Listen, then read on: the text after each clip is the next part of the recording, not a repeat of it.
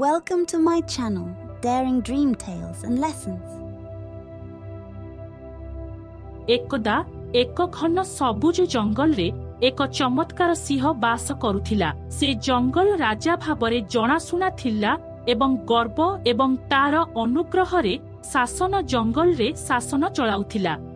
सिंह लोभी होई सर्वदा अधिक खाद्य चाहुथिला। से प्रचुर परिमाणर खाद्य खाउथिला, किंतु सेहिठारे अन्य जीवजंतु पई खाद्य पाइबाकू संघर्ष करुथिले।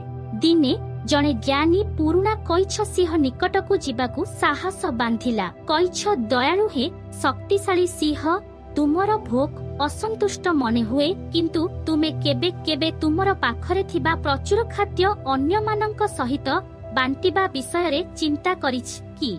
अहकार रे परिपूर्ण सिंह एही परामर्श रे हसिला। सिंह अहकार रे मु काहीकि मोर खाद्य बांटिबा उचित, एहा केवल मो पई उद्दिष्ट जेहेतु मु राजा। जीवन एवं सबुजिमा बिना जंगल दृश्य एक टांगरा भूमि रे परिणत होईगला। सिंह निज कार्यर परिणाम बुझी पारिला नाही। से समस्त खाद्य संग्रह करिबारे लागिला।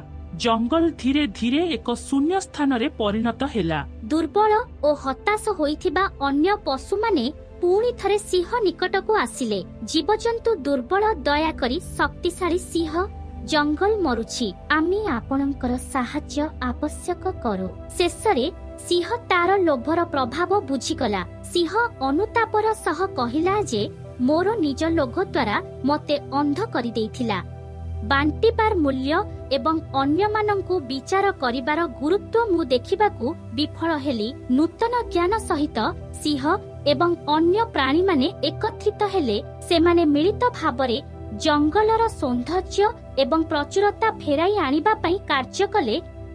सेमानंकर मिलित प्रयास माध्यमरे जंगल पुणी थरे फूल फुटिला। जीवन जीवंत रंग एवं खुशी प्राणी रे परिपूर्ण होई उथिला। मने रख पिला माने, लोभी सिंहर कहानी आमको एक मूल्यवान शिक्षा देइथाए। लोभ एवं स्वार्थपरता विनाशर कारण होई पारे, जेतेबेले अन्य मानंकु बांटिबा एवं विचार करिबा आम जीवन एवं आम चारि पाखरे थिबा दुनिया रे आनंद आसी परिबो। Please like, share, and subscribe Daring Dream Tales and Lessons.